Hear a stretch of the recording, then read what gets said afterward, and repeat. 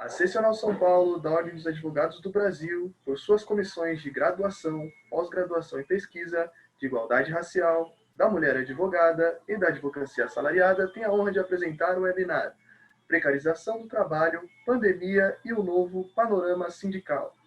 Evento promovido pelas referidas comissões e com apoio da Comissão de Cultura e Eventos da OAB São Paulo.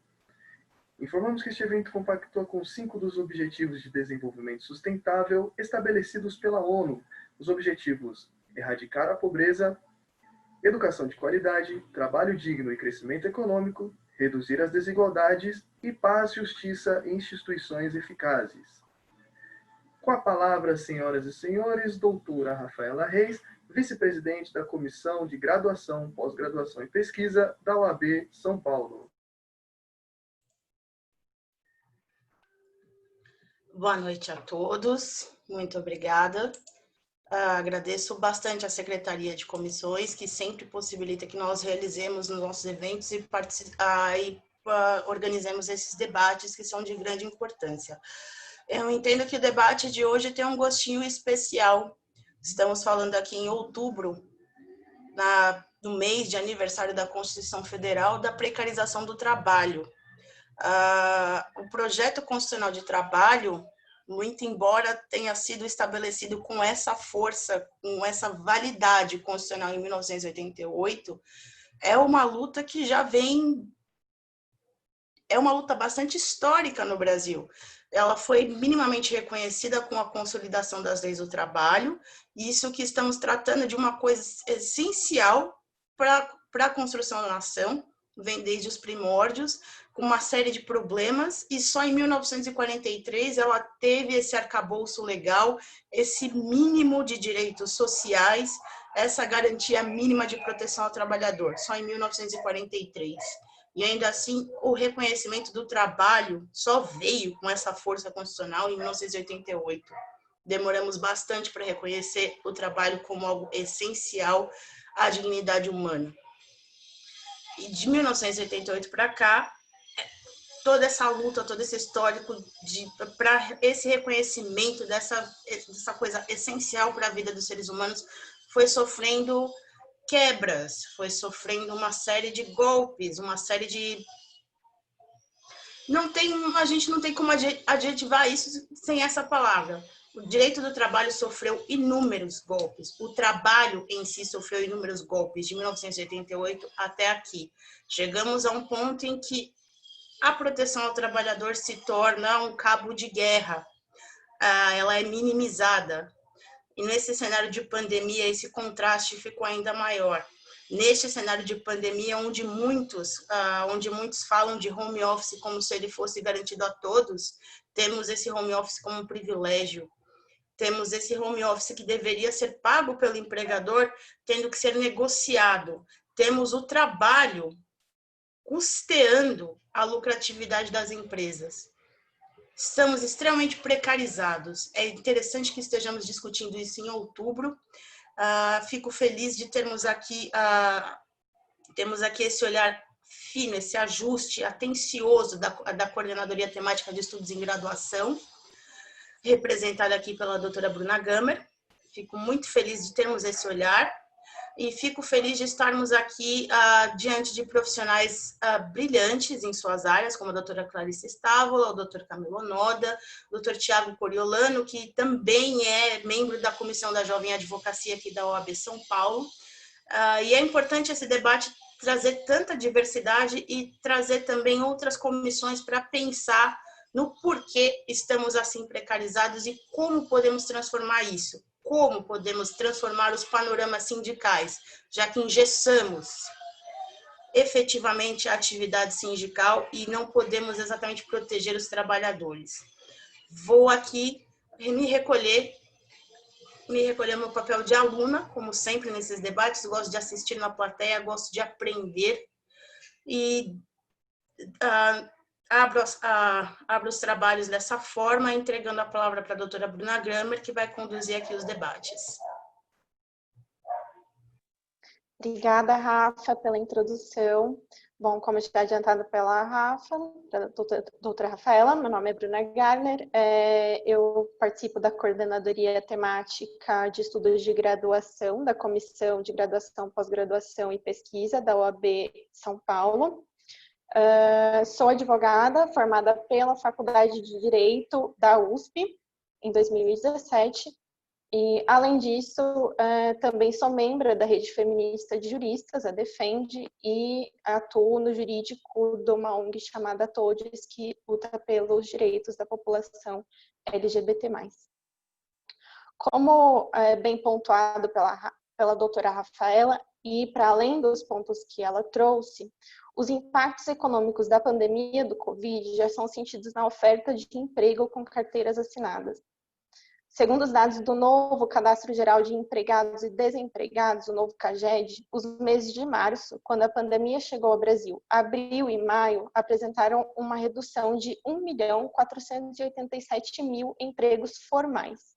Com isso, aumenta-se a informalidade e, por consequência, a precarização das relações de trabalho, que traz efeitos imediatos e também a longo prazo, como a redução do número de contribuintes da Previdência Social, impactando no pagamento de aposentadorias, de arrecadação de tributos e impactando nas fontes da receita estatal e, sobretudo, sindical. Esse cenário aponta um agravamento da verdadeira crise jurídico-trabalhista que o Brasil vivencia desde que a reforma trabalhista foi aprovada e passou a vigorar em 2017. A orientação do governo tem sido clara, no sentido de se flexibilizar ao máximo o mercado em prol dos empresários patrões, em detrimento dos trabalhadores empregados. Vemos hoje muitos trabalhadores migrando para colocações informais, precárias e ainda pouco ou nada reguladas, como a de motoristas e entregadores de aplicativos. Para falar um pouco mais sobre esse assunto, a gente trouxe hoje a doutora Clarice Stávola, que é advogada, pesquisadora, gestora pública e educadora popular com formação em Direito na PUC São Paulo, Ciência Política no IEP Paris e Filosofia na USP. Liderou o planejamento estratégico participativo do primeiro Plano de Mulheres do Estado do Ceará. Foi a mais jovem e primeira mulher chefe da Assessoria de Relações de Trabalho da cidade de São Paulo. Professora na Escola Tamuia de Formação Popular. Membro da Rede Feminista de Juristas, do Movimento de Mulheres Olga Benário e do Movimento de Luta dos Bairros, Vilas e Favelas, além da Unidade Popular. Também trouxemos o Dr. Tiago Gonçalves Coriolano, advogado, sócio de Pires e Coriolano Sociedade de Advogados, pós-graduando em Direito do Trabalho pela Universidade Presbiteriana Mackenzie, membro efetivo da Comissão da Jovem Advocacia da OAB São Paulo, membro da Comissão de Graduação, Pós-Graduação e Pesquisa da OAB São Paulo. E também trouxemos o Dr. Camilo Onoda Caldas, advogado, sócio de Gomes Almeida e Caldas Advogados, doutor em Filosofia e Teoria Geral do Direito pela Faculdade de Direito da USP, pós-doutor em Democracia e Direitos Humanos pela Faculdade de Direito da Universidade de Coimbra, em Portugal, mestre em Direito Político e Econômico pela Universidade Presbiteriana Mackenzie, diretor do Instituto Luiz Gama, professor da Faculdade de Direito da Universidade São Judas Tadeu, em São Paulo, e do Programa de Mestrado da Escola Paulista de Direito, a EPD. Feita essa breve introdução dos palestrantes, que desde já a gente agradece a participação de todos, eu vou passar a palavra para a doutora Clarice, para que ela se apresente um pouco mais e, já dando início aos trabalhos, fale um pouco mais quais têm sido os efeitos concretos e imediatos da pandemia para as relações de trabalho no Brasil e quais são os possíveis efeitos a médio e longo prazo. A doutora Clarice está com a palavra. Agradeço, uma boa noite a todas e todos. Meu nome é Clarice Stávola, já me foi feita uma gentil apresentação, uma mini biografia aí pela doutora, companheira. Queria estender meus melhores cumprimentos aos também companheiros de mesa, Camilo Caldas e Tiago Gonçalves. É um prazer partilhar desse momento. Tenho certeza que são companheiros de sumas lutas. Então, estaremos aqui nesse momento juntos. Estender também meus melhores cumprimentos à Bruna Garner e à Rafaela Reis, e também à Amanda Vitorino, que me estendeu esse gentil convite de participar da mesa de hoje. É fundamental um momento como esse, e louvo a iniciativa da Ordem dos Advogados do Brasil de São Paulo, porque intersectar advocacia, academia e sociedade é fundamental. A advocacia, ao meu ver, deve servir ao povo, estar junto ao povo, estar junto à população que mais precisa. Afinal, o direito, ao meu ver, né, bebo da teoria crítica, então o direito é uma forma jurídica de perpetuação das grandes desigualdades históricas e estruturais do modo de produção exploratório chamado capitalismo que vivemos. Então, nada mais justo que nós, como formados e versados no direito, ainda que seja um ferramental da classe dominante sobre a classe dominada, que consigamos nossas pequenas implosões, então nossos grandes debates e nossa solidariedade de classe ao povo que mais precisa. Então, agradeço esse momento. Para lhe responder essa pergunta, Bruna, e para colocar um pouco da minha contribuição aqui, eu pensei em dividir a minha breve fala em quatro grandes momentos. Primeiro, eu vou falar um pouco sobre o agravamento da pauperização, ou seja, da exploração da classe trabalhadora em contexto pandêmico. Depois, vou passar por um breve histórico sobre a generificação e a racialização da classe trabalhadora brasileira, ou seja, como os elementos de gênero e raça são fundantes para se falar de classe trabalhadora. Depois, vou passar por um momento de uberização e plataformalização das relações de trabalho, onde hoje a gente vive esse reengendro, essa reorganização do capital de serviços hoje. E depois, encerrando para pensar, né, o esperançar sobre novas formas de organização e resistência para além dos nossos sindicatos. Tá certo? Então, para lhe responder, Bruna, o primeiro ponto de partida é o seguinte. Lembremos, companheiros, a primeira morte por coronavírus na República Federativa do Brasil foi de uma mulher negra trabalhadora doméstica. Não esqueçamos. Essa mulher negra contraiu o coronavírus de seus patrões vindos da Itália e morreu, sendo o nosso primeiro dado de pandemia no Brasil hoje. Então, para se falar de pandemia de coronavírus, sim, é verdade que esse vírus transcende as fronteiras de classe, gênero e raça, no sentido de que sim, todos podem pegar o vírus. Mas dizer que é democrático é uma mentira, é uma falsidade ideológica que deve ser combatida por nós todos, seja dentro da academia, seja dentro da advocacia ou fora dela. Por quê? Porque é comprovado que nesse tempo de pandemia, por exemplo, mulheres e negros são os mais afetados pela Covid. Então, isso é dado, não é mera defesa. A cada 10 pessoas infectadas, 7 são pretas ou pardas. Fora que a questão toda doméstica, né, em volta das mulheres, onde mais da metade das mulheres brasileiras deixou seus afazeres para cuidar de alguém na pandemia. Né? São todos dados da Gênero e Número, do IBGE, do DIEESE, da PNAD, enfim, são todos dados mais do que atestados. Além de tudo, antes e depois, a mulher negra ela tem de trabalhar quase o dobro para obter o mesmo salário do homem branco.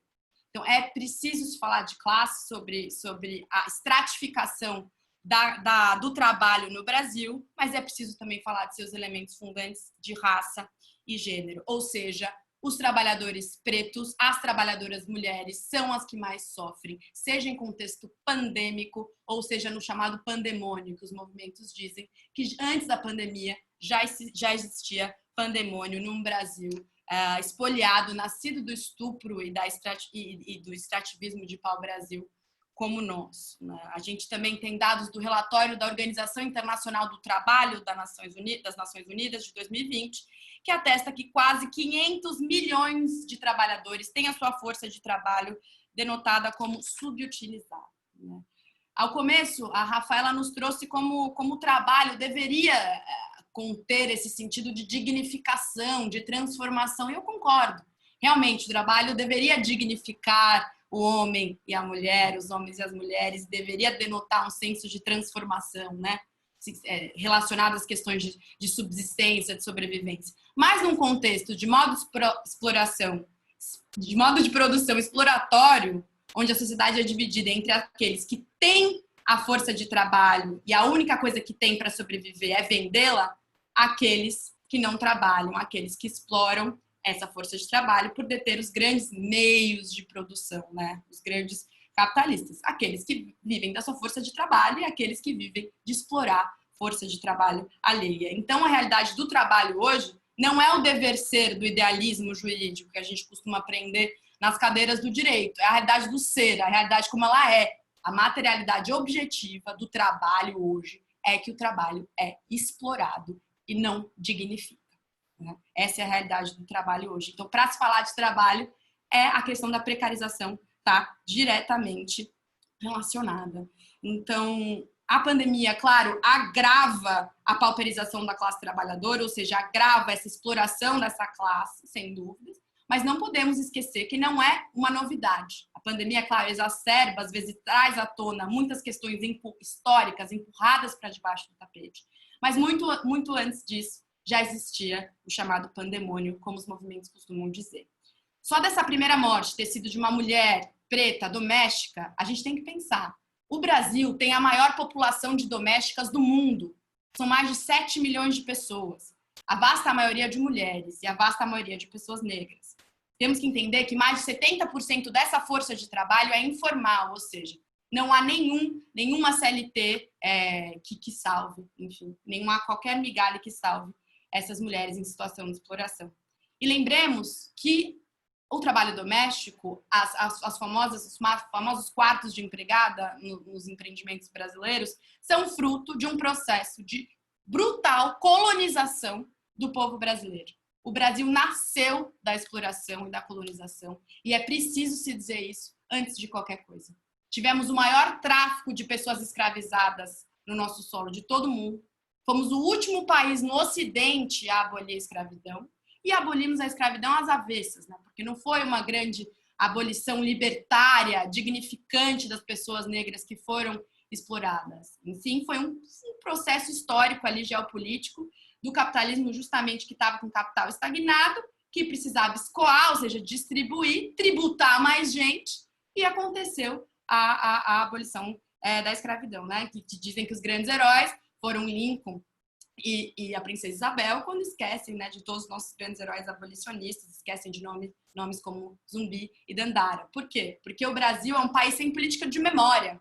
E sem uma política de memória, não há como se dignificar a história das pessoas que lutaram por um trabalho que fosse dignificante e não explorado. Então, é um país esquecido da sua história, é um país condenado a repetir todas as suas tragédias. Por isso que espaços como esse são fundamentais para ventilarmos todas essas lutas. Então, importante denotar que o quarto de empregada é a nova senzala, né? A nova senzala, são pequenas senzalas, né? Lembremos também que a questão do trabalho no Brasil, num país majoritariamente trabalhador, feminino e preto ou pardo e negro, a classe trabalhadora é, então, majoritariamente mulher e majoritariamente negra.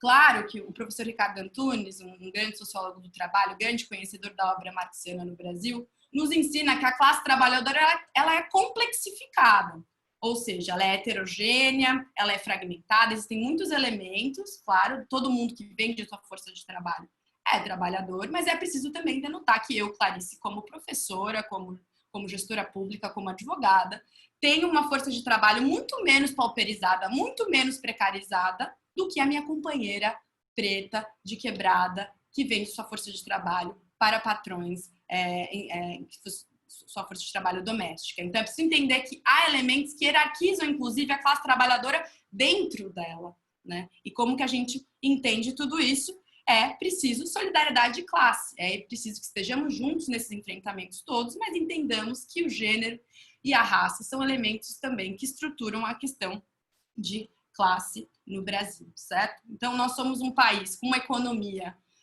baseada em diversificamento produtivo zero, ou seja, não temos uma malha produtiva com grande diversificação e industrialização. O Brasil vive a maior desindustrialização de toda a sua história, nossas fábricas estão esvaziadas, nosso grande produto são as commodities, as famosas mercadorias sem valor agregado, ou seja, um país que vive de vender soja, né?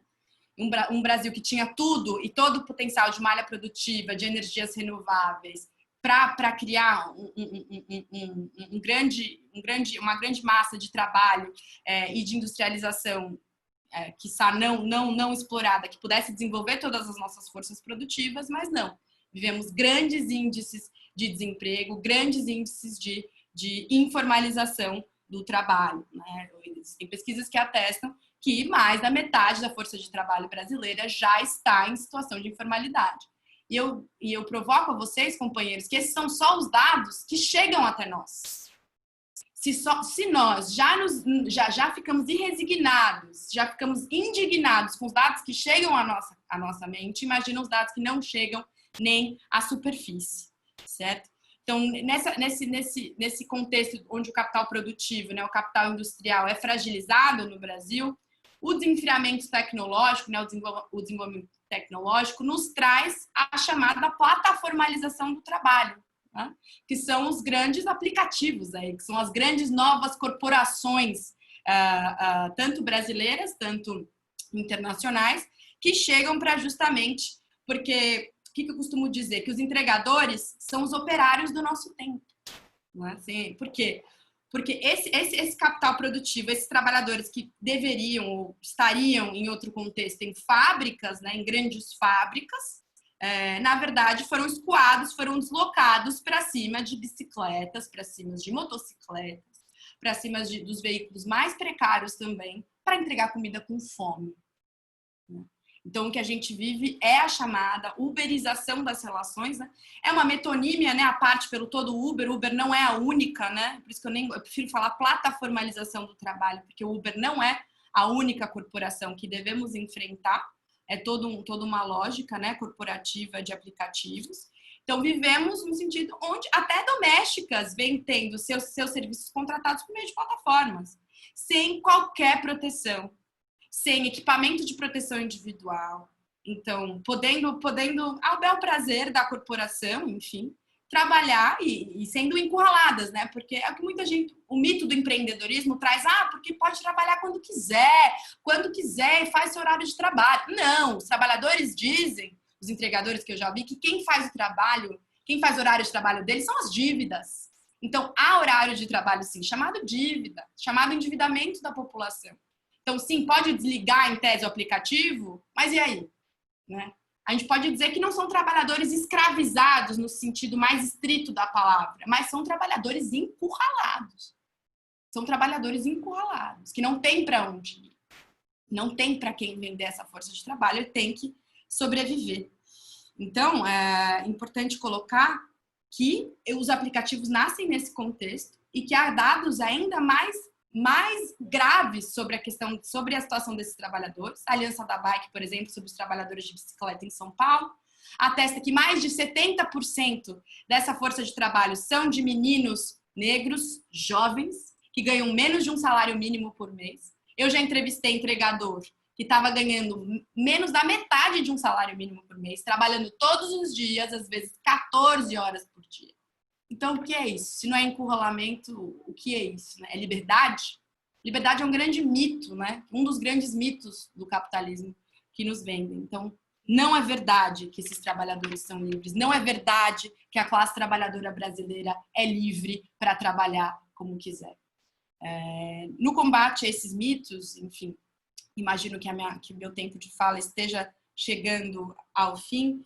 Gostaria de colocar alguns pontos sobre o respeito que eu tenho aos sindicatos e à história dos sindicatos, seja no Brasil, no mundo, a história da organização dos trabalhadores frente aos conflitos que os dominam, que os permeiam, enfim, que estão postos, né? Já trabalhei com isso, chefiei a assessoria de relações de trabalho na Prefeitura de São Paulo, onde eu fundamentalmente organizava a relação entre o poder público e trabalhadores organizados em sindicatos. Então, professores, agentes de saúde, enfim, sindicatos históricos, presidentes históricos, enfim, e que eu reconheço e tenho o maior respeito a todos eles e a toda organização sindical.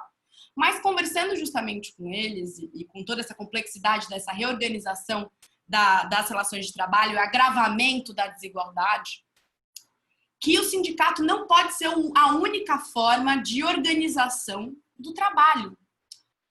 Porque se não há mais esses locais de trabalho, se não há esses mais locais certos de trabalho, onde trabalhadores podem panfletar, falar na hora do almoço, quem mora em grandes cidades ou até em pequenas, vê que o espaço de trabalho, a cantina dos trabalhadores é a rua, entendeu? É a rua. Você vê trabalhadores dormindo nas esquinas entre entrega e outra, certo? Então, respeitando o sindicato como forma de organização, é preciso também se respeitar novas formas de organização popular. Por isso que eu queria já organizar minha fala, já esse final, a esperança.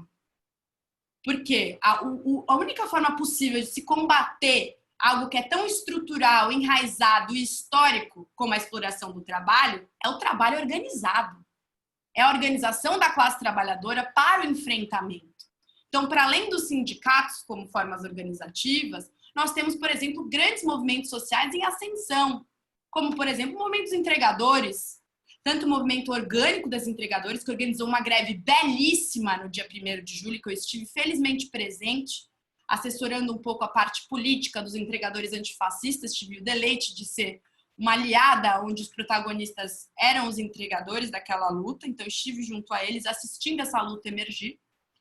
Então, esses movimentos orgânicos que estão fazendo frente a tudo isso. Há também cooperativas de entregadores nascendo, como, por exemplo, os despatronados no Rio de Janeiro, a primeira cooperativa de delivery de trabalhadores organizados para trabalhadores, que faz esse enfrentamento às grandes corporações e que faz a divisão dos ganhos entre si. Então, cooperativas como exercícios de comuna, ou seja, de buscar o comum, né?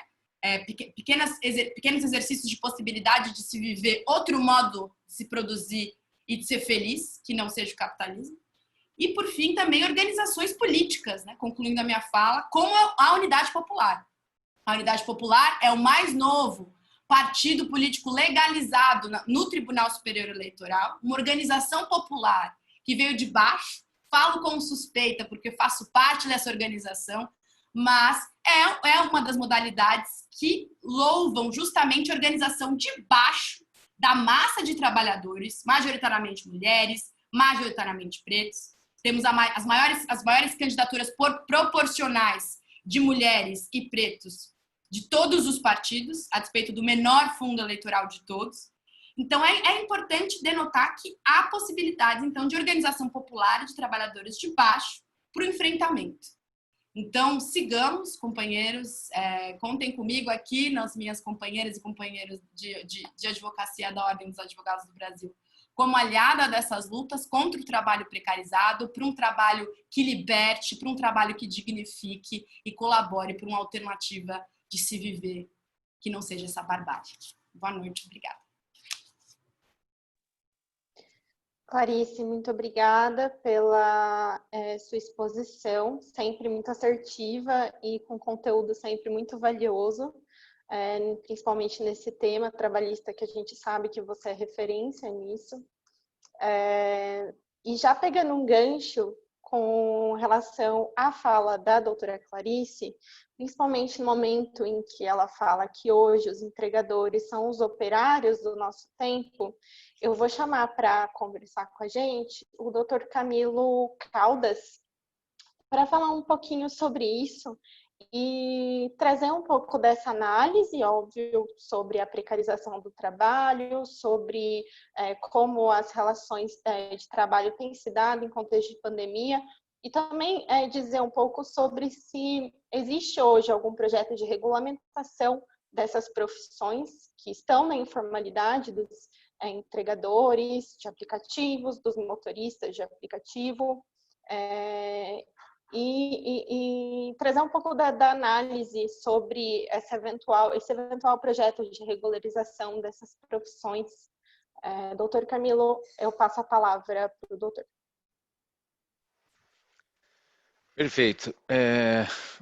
Boa noite a todas e todos. Agradeço imensamente a oportunidade de estar aqui na noite de hoje, conversando com as doutoras, conversando com aqueles que estão acompanhando esse evento. Portanto, agradeço à doutora Rafaela, à doutora Bruna, a oportunidade de estar aqui. Cumprimento aqui a minha colega de bancada, a doutora Clarice. Inclusive, fiquei feliz por duas razões, né, durante a exposição. A primeira, descobri que somos igualmente oriundos da FEFELESH, USP, né, lá da filosofia, né, descobri que tem isso algo em comum. Quando eu passo a minha qualificação, ao contrário de outros juristas, a gente sabe que o jurista vive muito de vaidade, né? Tem gente que obriga o pessoal da banca a ler o currículo inteiro do cara. Eu não sabia que tinha isso. O cara obriga, fala, não, tem que falar tudo e tal. E é uma desgraça, né? E aí eu tinha omitido essa informação, eu fiquei feliz aí. Ainda bem que a doutora Clarice não omitiu, né, da gente descobrir dessa origem comum, mas mais feliz ainda de saber que ela participa de um coletivo que eu não conhecia a existência, mas que é em homenagem à grande Olga Benário, né? Então fiquei muito feliz disso. E também muito contente de poder estar aqui do lado do Dr. Tiago Coriolano, que é aí um dos grandes juristas dessa nova geração, né? Desponta como um advogado talentosíssimo, com quem tive a oportunidade de conviver aos tempos da graduação, né? E tenho acompanhado, portanto, essa trajetória brilhante. Fico muito feliz de, como professor, né, ter visto o seu crescimento e a oportunidade de estar aqui dividindo um evento com ele, para mim, uma alegria imensa, né? Então, cumprimentando novamente aqueles que estão acompanhando a nossa exposição, considero que esse evento e esse tema, ele tem uma relevância fundamental, e a pergunta que me foi colocada aqui, ela é bastante emblemática sobre os novos tempos em que estamos vivendo. Como nós sabemos, na virada do século XX para o século XXI, nós temos uma reorganização do capitalismo de um modelo denominado de fordista para um modelo pós-fordista, né? Uma alteração naquilo que alguns chamam de regime de acumulação, né? E, portanto, com essa alteração, uma reestruturação também nas relações sociais que existem no campo do trabalho. E como foi muito bem destacado aqui, infelizmente, da década de 80 até hoje, todas as mudanças, eu não diria todas, mas eu diria que majoritariamente as mudanças ocorridas na legislação trabalhista foram no sentido de diminuir direitos, de cortar direitos e, tragicamente, ainda sob a denominação de uma palavra que expressa muito mal essas alterações, que é a palavra flexibilização e reforma. Eu sempre digo que a reforma tem um conteúdo semântico de melhora, de aperfeiçoamento. Ninguém reforma a sua casa para ela ficar pior do que ela estava antes. Então, quando se diz que houve uma reforma trabalhista, já fica embutida a ideia de que houve uma melhora, quando na realidade o espírito geral da alteração legislativa foi a de supressão de direitos. Assim como a ideia de flexibilização também traduz algo semanticamente positivo, né? Porque quando estamos flexibilizando, isso se opõe à ideia de uma rigidez, que também é uma associação um pouco negativa, né? Então, essas palavras acabaram se naturalizando no nosso vocabulário, se naturalizando no cotidiano e não traduzem a realidade muito bem exposta aqui anteriormente, que é a de uma redução. Então, basicamente, o horizonte no direito do trabalho tem sido uma luta pela permanência desses direitos e, de outro lado, uma luta pela redução. Eu disse que não é tudo, nem tudo são adversidades, porque, afinal de contas, nós tivemos, por exemplo, a aprovação da PEC, depois a regulamentação dos direitos das domésticas, né? Onde, como nós sabemos, é preciso sempre lembrar, tragicamente, só um parlamentar votou contra esse projeto, nós sabemos quem é. E notem que, portanto, infelizmente, a luta dos sindicatos, né, ela tem sido muito difícil e tem sido muito mais no sentido de se preservar, em termos legislativos, aquilo que foi conquistado a duras penas e há uma dificuldade imensa de se ampliar, né, de fazer avanços nisso. Tanto que a maior parte dos avanços que os trabalhadores têm tido se deu por meio das convenções coletivas, não propriamente da legislação, onde se tornou um cenário muito difícil essa ampliação. No entanto, inclusive, depois das alterações de 2017, um novo golpe contra o sindicalismo acabou enfraquecendo ainda mais a luta, eu não diria enfraquecendo, mas dificultando a luta dos sindicatos na defesa dos trabalhadores. E portanto, isso atrapalha, e aí com isso eu chego no ponto da nossa pergunta, e isso, sem dúvida nenhuma, atrapalha os movimentos para que uma regulamentação em torno dos trabalhadores que têm o seu trabalho intermediado por aplicativos seja realizado. Porque vamos lembrar que, de outro lado, estão grandes corporações que possuem capital, possuem dinheiro para que o poder legislativo, para fazer lobby, para fazer com que o poder legislativo não faça esse tipo de regulação. E de outro lado, sindicatos desfinanciados e sofrendo uma crise geral por diversos motivos, tem uma dificuldade maior nesse cenário. Então veja que é um cenário difícil esse, já que por inúmeras razões os sindicatos se veem em dificuldades para realizar a sua luta e, obviamente, isso vai passar pelo ambiente do poder legislativo, até porque existe uma situação muito peculiar, porque essas organizações de trabalhadores de aplicativos, justamente por não serem reconhecidos como empregados, não conseguem, por exemplo, estabelecer um dissídio ou uma convenção coletiva em relação aos seus empregadores, em relação às empresas que utilizam esses aplicativos. Já existe um movimento muito grande, não só aqui no Brasil, né, em termos mundiais, para que uma normatização se dê em relação a essa espécie de profissionais.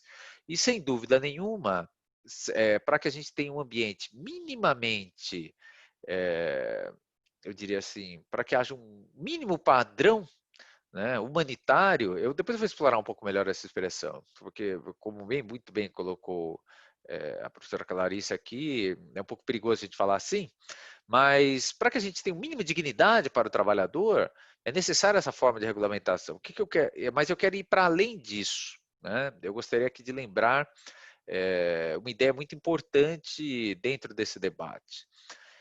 Lembrar que a legislação do trabalho, ela não tem simplesmente uma função, né, de dar uma dignidade ao trabalhador, dar a ele um mínimo, né? Então, como eu falei, a professora Clarice já na sua exposição já apontou isso, né? Disse, o direito do trabalho ele tem uma relevância, né? Mas ele não é, vamos dizer, o instrumento final, né? O máximo que os trabalhadores poderiam almejar na busca das suas lutas ou interesses. E aí eu gostaria de destacar uma ideia que às vezes ela fica esquecida nesse debate, não digo aqui nesse ambiente, né? Eu digo assim no debate, mundo afora, é o fato de que a legislação trabalhista, as normas trabalhistas, elas não têm simplesmente o objetivo de proteger o trabalhador ou de dar garantias a eles, mas de proteger o trabalho,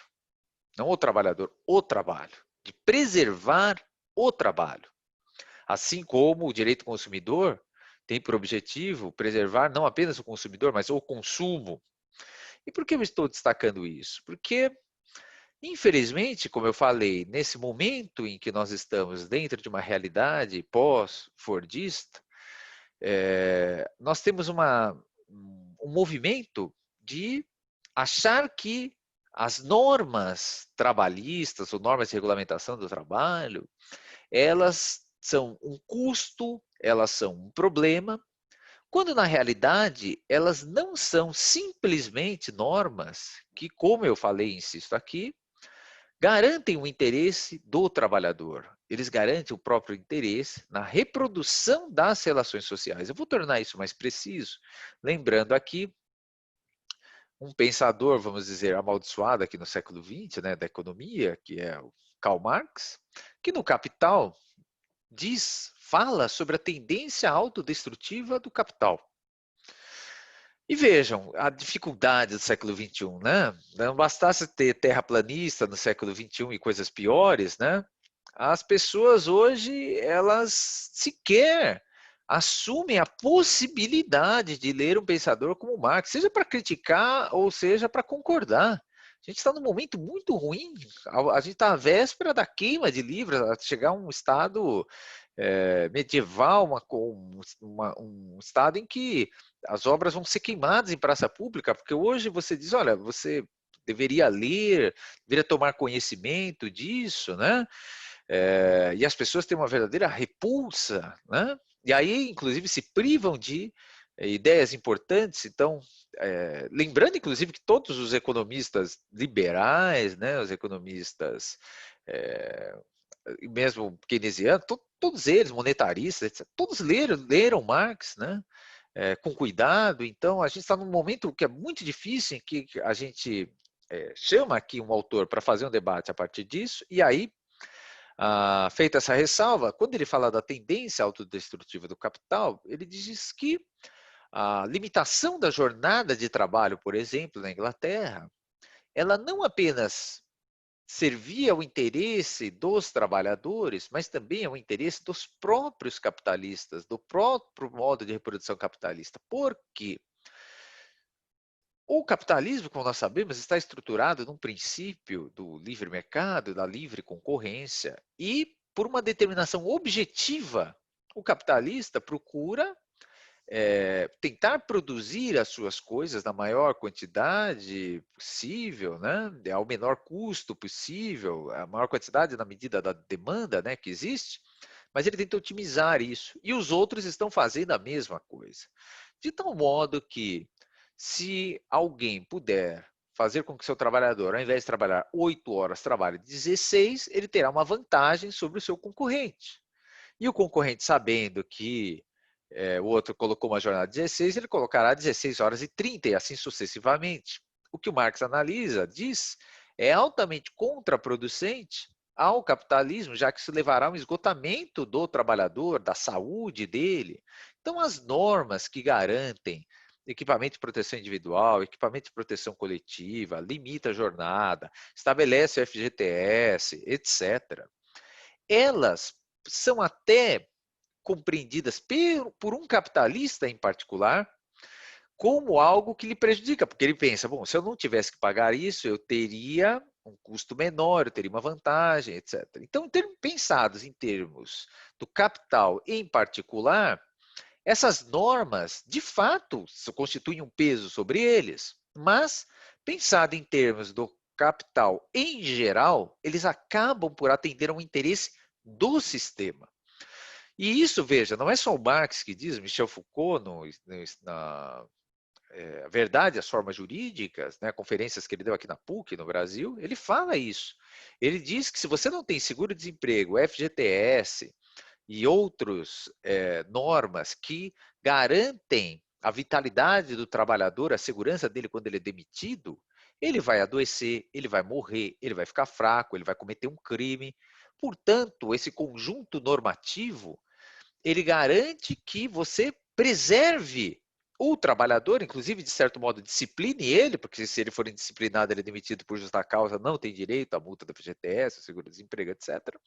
E, portanto, isso garante o bom funcionamento do sistema. Mas, infelizmente, aqui no Brasil, há uma visão econômica que se esquece disso, estabelece uma espécie de um capitalismo predatório, em que se imagina que o capitalismo funcionará bem sem essas normas. O que eu estou dizendo, portanto, é que seja a pessoa...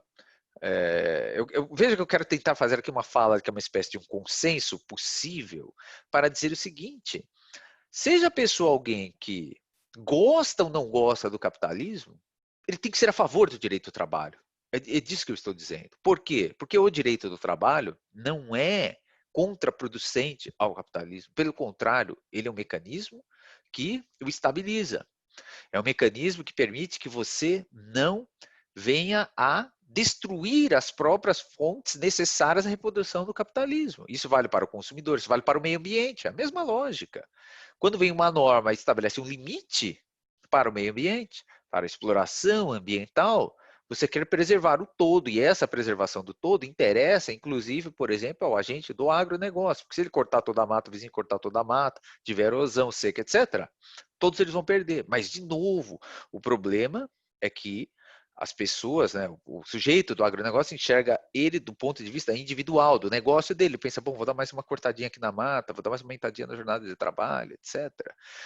E percebam, portanto, que há uma dificuldade das pessoas entenderem esse debate que, de novo, ainda que eu tenha apontado Marx como alguém que discute isso, Foucault, que não é marxista, diz a mesma coisa, Keynes diz a mesma coisa, ou seja, vários autores, mas a gente aqui caminha para o momento em que essa forma de pensar, essa forma de raciocinar, ela não está colocada pelas pessoas, ela não está sendo ignorada, né? Como eu falei, não aqui, né, nesse debate, mas no mundo em geral. E alguns, no entanto, sabem disso. Alguns sabem que a remoção dos direitos sociais e, por exemplo, a ausência de regulamentação do trabalho dos entregadores de aplicativo, etc., vai cobrando um custo social. Então, estou querendo dizer o seguinte, é necessário regular para o próprio desenvolvimento dos negócios de aplicativo. Então, as pessoas que querem fazer esses negócios deveriam ser as primeiras a dizer, não, precisa ter uma regulamentação, precisa ter regras mínimas. Por quê? Se não existe, por exemplo, a obrigatoriedade de um seguro, o trabalhador se machuca, o trabalhador ele é lesionado e depois esse trabalhador não está à disposição para trabalhar para o próprio aplicativo. Mas, de novo, o único ente capaz de impor isso a todos os donos de aplicativos só pode ser o Estado, porque, de novo, um operador de aplicativo não vai pensar assim, eu vou dar seguro, eu vou dar tal coisa, mas o meu concorrente não dá. Ou seja, não dá para esperar que essa iniciativa saia dos próprios sujeitos que gerenciam esses aplicativos. Isso só vai ser possível se o Estado colocar isso, e isso só vai ocorrer a partir de uma luta organizada de entidades, de sindicatos, de trabalhadores. Mas, como eu falei, é necessário desmistificar, em termos gerais, essa ideia. E aí, para concluir, desmistificar essa ideia de que o direito ao trabalho é custo, é atraso, etc. e tal, né? E aí, ainda dentro dessa, para encerrar essa primeira, vamos dizer, rodada aqui, dizer que o desafio colocado agora para o futuro, né? Ele, de certo modo, é conhecido por alguns agentes econômicos, alguns economistas. Por isso, não à toa, sabendo que não é possível você retirar direitos sociais, direito do trabalho, etc., sem que isso cause convulsão social. Tem algumas pessoas que sabem disso, tem alguns economistas, quando eu digo isso aqui, tem gente que é economista desses ditos liberais que não são ingênuos, eles sabem que isso pode acontecer. Então, não é à toa, gente, que sempre que esses sujeitos propõem uma diminuição de direitos sociais, numa mão, na outra mão, sempre vem o pacote do direito penal. Aumento de pena, cadeia. Quando não vem o fascismo puro, que é vamos exterminar as pessoas, tem gente que não cabe no sistema, tem que morrer. Vejam, esse pacote sempre vem junto, porque eles sabem o seguinte, a hora que nós tiramos direito previdenciário, direito do trabalho, direito ambiental, etc., isso causa caos. E isso precisa, para você poder controlar o caos, uma das saídas, se não for o fascismo puro, é o aumento do caráter penal do Estado. Então, portanto, fico muito feliz de poder iniciar essa conversa, esse debate aqui, essa troca de ideias, né? E lembrar que a própria OAB está sob um risco, já que existe projeto para tirar o pagamento compulsório da OAB. Eu sei que é um tema controverso, tem gente que apoia, tem gente que é contra, não sei o quê, mas que eu acho que nesse momento seria extremamente deletério a entidade isso, e porque veja que a gente está fazendo um evento como esse, tem um custo, né? E tantas outras coisas, né? E seria difícil imaginar que eles poderiam ocorrer se de fato vingar essa ideia, mas fico feliz de podermos estar reunidos debatendo esses e outros temas tão importantes da ordem do dia. Muito obrigado e encerro aqui. Eu vou deixar uma recomendação do livro que eu tenho sobre esse tema, que eu fiz essa breve exposição, eu vou colocar lá no chat, tá bom? É isso, gente. Muito obrigada, doutor Camilo. Sua exposição foi extremamente interessante. O ponto de vista que o doutor trouxe, acho que foi não apenas interessante, como necessário também ser trazido nesse momento. Antes de dar seguimento, eu quero deixar claro aos participantes que, caso tenha alguma pergunta a ser feita a algum dos palestrantes ou a mesa em geral, pode mandar no bate-papo que a gente tem aqui no Zoom, que no final a gente pode ler e direcionar as perguntas, tá? Bom, dando seguimento, já pegando um gancho sobre o que o Dr. Camilo trouxe, eu acredito que, de fato, o lugar do regulado, hoje a gente pode dizer que, hoje não, sempre foi um lugar de privilégio, né? Então, quem tem uma formalização na sua relação de trabalho e pode usar a lei a seu favor, ainda está numa posição de privilégio mais do que de direito, infelizmente, hoje em dia, porque a gente vê que existe uma massa da população que está fora, né? A gente diz às margens da lei. Então, está fora dessa regulamentação, dessa instituição de direito, instituição Estado. Nesse sentido, eu gostaria de já trazer para o Dr. Tiago, além do pedido que faça a abordagem dele sobre o tema geral, também traga um pouco sobre essa questão, não só da precarização do trabalho, no sentido de se retirar uma massa da população dessa regulamentação, mas também da massa da população que está regulada, que tem o seu vínculo formal empregatício, em que medida as normas que têm sido editadas nesse momento de pandemia, principalmente as medidas provisórias, elas têm afetado no sentido de também precarizar o trabalho dessa massa da população que está sob essa regulamentação, como, por exemplo, fazendo home office, né? E eu acho que o Dr. Tiago ele pode abordar esse tema, então eu vou passar a palavra para ele poder falar. Bom, muito boa noite a todos, todas e todos, né? Cumprimento aos meus colegas de bancada. O Dr. Camilo, como bem mencionou, tive a oportunidade de conhecê-lo ainda na faculdade, né? Quando tive a oportunidade de ver além da ciência jurídica e dos textos, porque o advogado está sempre muito atento ao texto de lei, mas esquece de verificar a ciência, né? O espírito da lei. Então, tive a oportunidade de aprender um pouco com ele e ampliar um pouco os horizontes no debate jurídico. Cumprimento também a doutora Clarice, a primeira vez que nós participamos, né, mas é um prazer ver o engajamento e desde sempre a luta para dar mais voz para essa classe, né, que na pandemia revelou a sua importância, principalmente para a atividade econômica, para a continuidade da atividade econômica. Agradeço a doutora Bruna, a doutora Rafaela e a doutora Amanda Vitorino também pelo convite. E, bom, iniciando um pouco esse tema, eu acho que é importante mencionar que falar sobre esse assunto neste momento é pensar além do home office, né? A gente pensa em pandemia e já remete ao trabalho home office, mas é certo que esse privilégio e esse regime de trabalho ele também não cabe a todas as categorias e também, como nós estamos tratando aqui, não é todo tipo de trabalhador, né, no sentido amplo da palavra, pode desfrutar.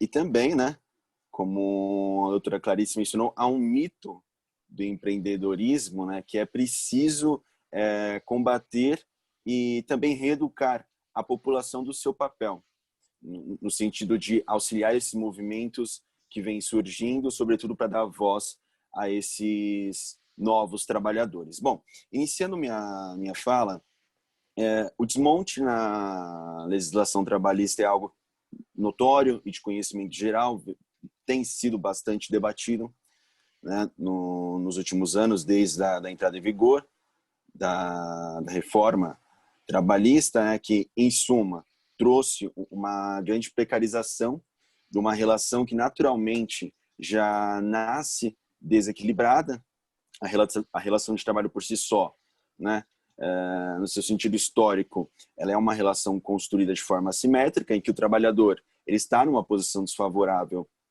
em relação à empresa, e a reforma trabalhista ela muda essa concepção de visão, porque ela traz para ambas as partes envolvidas na relação de trabalho uma maior autonomia de vontade, ao passo que esquece essa compreensão histórica de tutela do trabalho. Além disso, também, a reforma ela impactou significativamente a força dos sindicatos e a sua atuação contra-majoritária, né, no sentido de ser um ator social importante na construção de reformas e também na luta contra a imposição dessas medidas precarizantes. Cabe mencionar que a própria aprovação da Lei 3.467, ela foi bastante criticada porque não teve uma participação popular muito ampla, né? Na verdade, foi muitos criticaram, né? Porque era uma legislação que não era mais apropriada para o momento.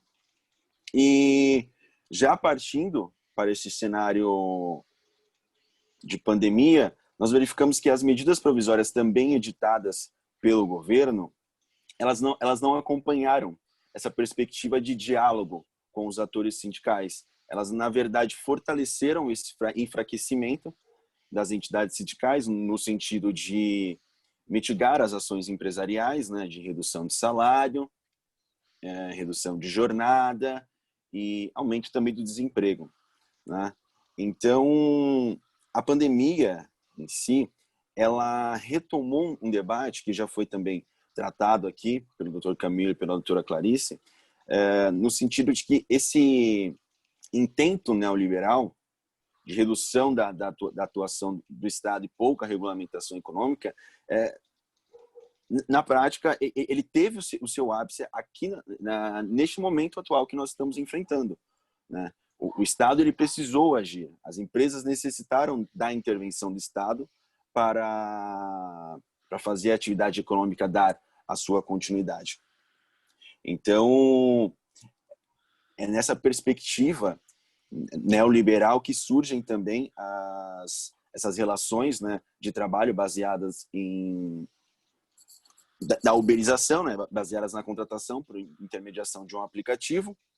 Como a doutora Clarice falou, ela não se resume somente na Uber, né?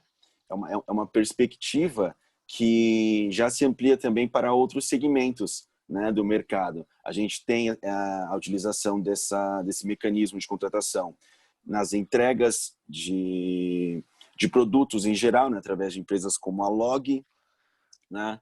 Nós temos também trabalhadores de entregas de comida por aplicativos, né, que é algo que possivelmente nós iremos bater de forma muito contundente nesse encontro, porque a gente precisa olhar para essa classe, né, que de fato está numa situação marginalizada, né, de situação de trabalho precário. E, bom, eu não vou me alongar muito porque acho que o Dr. Camilo e a doutora Clarice eles já trataram de forma brilhante do tema. Acho que a gente consegue ainda desenvolver muitos outros assuntos, né, nessa exposição, mas, em suma, o que eu, retomando a pergunta que a doutora Bruna falou, e já concluindo um pouco o meu pensamento, estas MPs, elas precarizaram em grande medida o trabalhador que mantém vínculo formal com uma empresa, porque ele é parte de uma premissa de autonomia da vontade, tanto do trabalhador quanto da empresa, quando já mencionei que há uma relação assimétrica que necessita de uma intervenção estatal, né, para trazer devido equilíbrio. Até porque essa intervenção estatal ela se dá para a preservação dos direitos sociais. Então, quando essa MP ela reduz ainda mais a participação dos sindicatos num momento excepcional, né, de imprevisão, e que viu-se com muita ênfase a redução de salários, redução de jornadas, coloca o trabalhador numa situação ainda mais precária de incerteza em relação à própria continuidade do seu trabalho, e rompe também com o próprio caráter social do trabalho na promoção do mínimo existencial do trabalhador. Então, essas MPs, elas fortaleceram ainda mais essa perspectiva liberal de enfraquecimento das normas trabalhistas, e também elas vêm fortalecendo esse desmonte no direito do trabalho que vem sendo fortalecido nos últimos anos. Recentemente foi debatido com bastante ênfase um projeto de lei que buscou extinguir a Justiça do Trabalho, não propriamente extinguir, mas unificar, retirando o caráter especializado dessas varas, né? Notadamente, buscando mudar o prisma de visão do tema, né? quando você flexibiliza essas regras, há uma tentativa cada vez maior de impor regramentos do direito civil em uma relação que provavelmente não nasce, né? Como eu já mencionei diversas vezes, de uma autonomia da vontade propriamente dita. Então,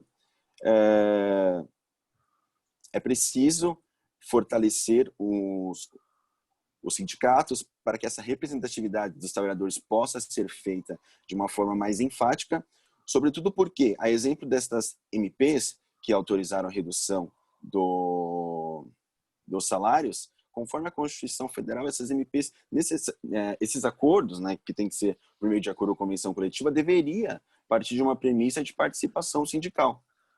Então, essas MPs, elas acompanham esse programa e é preciso atuar com uma frente conjunta de trabalhadores, sindicatos e empregados para barrar este intento que vem precarizando os direitos trabalhistas no Brasil.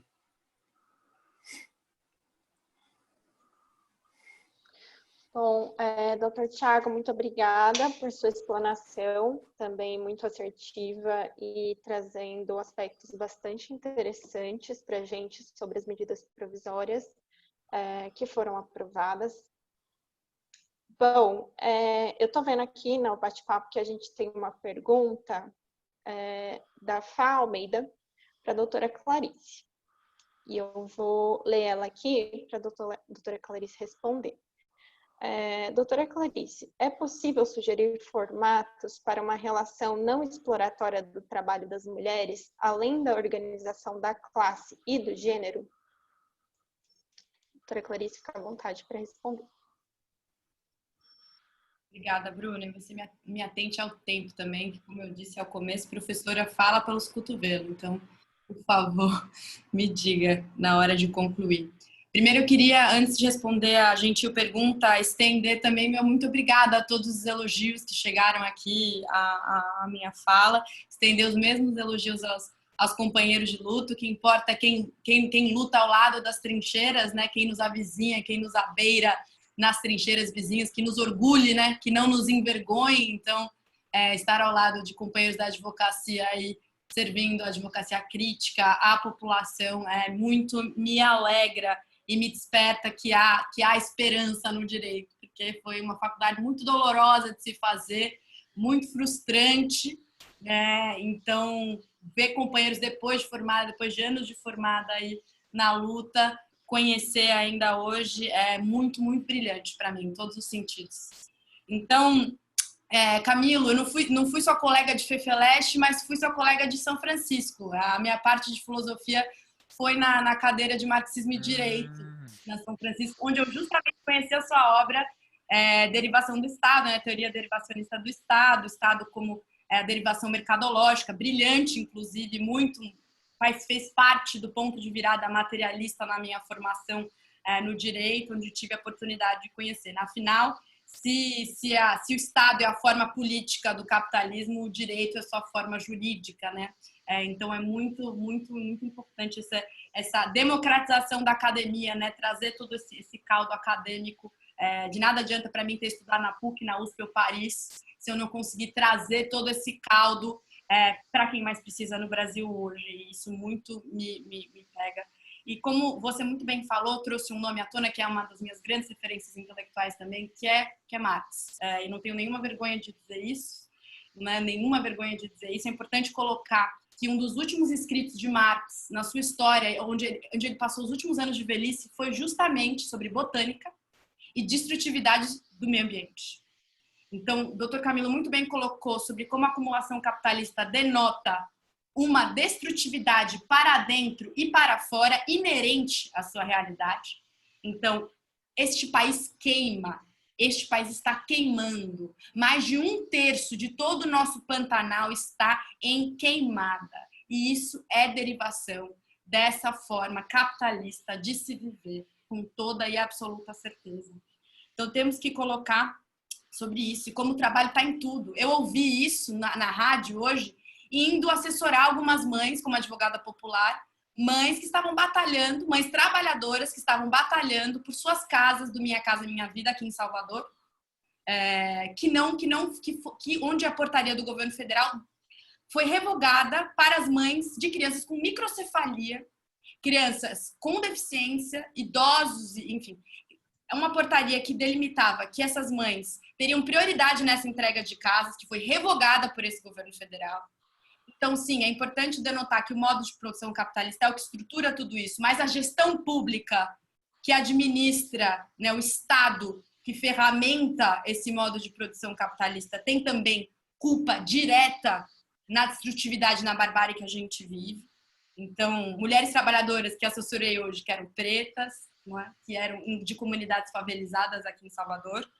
Então, e colocar também que, como bem meus companheiros disseram, é preciso lutar por melhores condições de trabalho, sem dúvidas. É preciso lutar pela intermediação, o direito do trabalho como um ganho histórico, né? Afinal, GV foi o pai dos pobres porque entregou a toda a legislação trabalhista à classe trabalhadora. Isso é outra mentira histórica.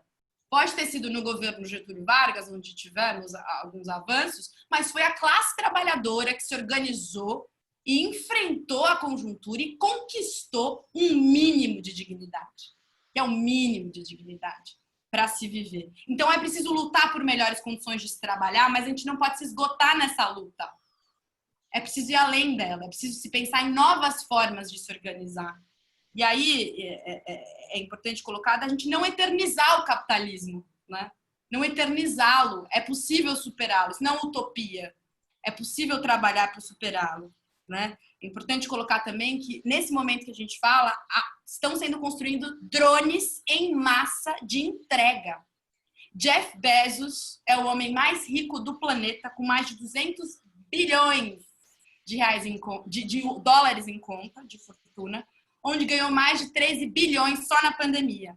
Dono de quem? Da Amazon, a maior empresa de entregas do mundo. Então, como todas essas relações estão embrincadas. Uma pessoa só tem mais de 200 bilhões de dólares de fortuna. Onde na unidade popular, na hora da gente registrar, por exemplo, os bens dos nossos candidatos a disputar as eleições desse ano, a vasta maioria foi sem bens. São pessoas sem bens. A classe trabalhadora não há bens que não as dívidas, né? Que não o endividamento pelo capital financiarizado, né? E tudo isso. Então, enfim, o doutor Camilo também muito bem falou do direito penal, que o alargamento, o trabalho, né, está embrincado a isso, porque a prisão foi um fenômeno que nasceu justamente no nascimento do capitalismo. A prisão é o nascer do capitalismo, onde se tentou disciplinar massas do campesinato para trabalhar, e aqueles que não foram disciplinados foram taxados de vagabundos e jogados nas masmorras das monarquias absolutistas em decadência. Então, como tudo isso está muito conectado, né, meus amigos? E em resposta à nossa pergunta de agora, qual que é a minha opinião a respeito? Enquanto vivermos sobre um modo de produção exploratório, ou seja, um modo de produção não comunal, que não divide, que explora, que expolia, que destrói, não é possível ter um trabalho dignificante para todos. Enquanto há companheiros escravizados, presos, entrancafiados, mortos, empilhados vivos em massa, não há libertação, não há trabalho que dignifique. O que é possível, quanto à pergunta que me foi feita, é enfrentamentos de exercícios comunais, eu acredito, exercícios de comunas possíveis. As cooperativas de trabalhadores são grandes exemplos disso, os patronados, que eu comentei um pouco do Rio de Janeiro, as ocupações de mulheres. Existe aqui no ABC Operário de São Paulo a ocupação mais bonita de mulheres que eu já vi na minha vida, que é a terceira grande ocupação de mulheres da América Latina, chamada Casa Helenira Preta. Quem foi a Helenira Preta? Uma camponesa que lutou na guerrilha do Araguaia contra a ditadura e que foi morta pelos militares. Então, trabalhadoras organizadas do ABC Operário ocuparam um espaço, em tese, que é da propriedade privada, né, uma propriedade sem qualquer função social, né, sem qualquer função social, ocuparam esse espaço, organizaram uma ocupação de mulheres, onde elas atendem, por exemplo, companheiras em situação de violência.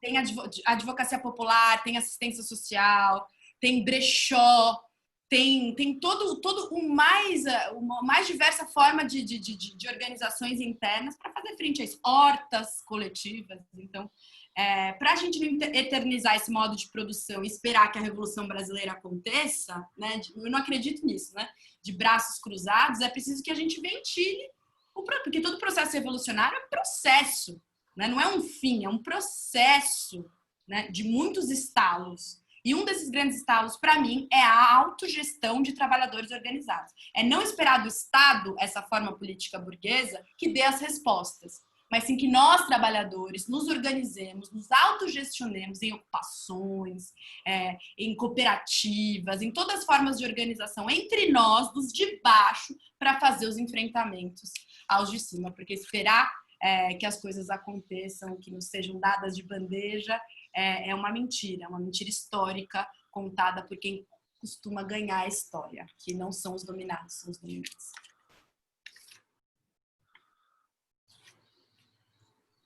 Muito obrigada, doutora Clarice. Eu acredito que você já tenha abordado a pergunta como um todo, mas se a participante quiser complementar alguma coisa, fica à vontade. Bom, a gente tem aqui também uma pergunta para o doutor Camilo,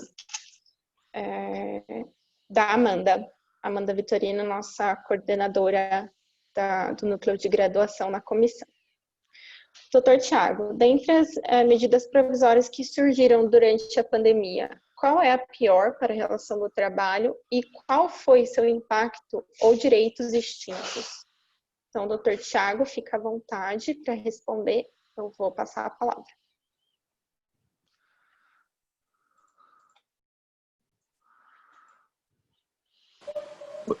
Essa era para o Camilo ou era para mim?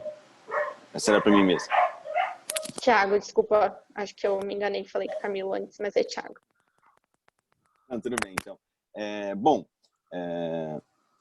A medida provisória, a princípio, nós precisamos entender, né, que é um momento de imprevisão, a situação imposta pela pandemia, né, e necessariamente foi-se esperado ações, né, políticas públicas no sentido do governo, né, do governo federal, em associação com os demais entes da federação, né, impor para, sobretudo, dar continuidade à atividade econômica, bem como para preservar os empregos durante o período, né? É claro que, a princípio, essas medidas elas foram impostas com um período limitado à vigência da medida provisória, né? A princípio, a medida 927, depois a 936, né? Hoje, já temos a medida 927 convertida em lei, né? Recentemente, o governo federal também disse que ampliaria, né, o período de possibilidade de tanto do auxílio emergencial quanto suspensão dos contratos, né? Mas o que chama a atenção, né, nessas medidas provisórias, como eu já mencionei, é justamente a inversão de perspectivas, né? Dá-se a valoração ao acordo individual entre trabalhadores.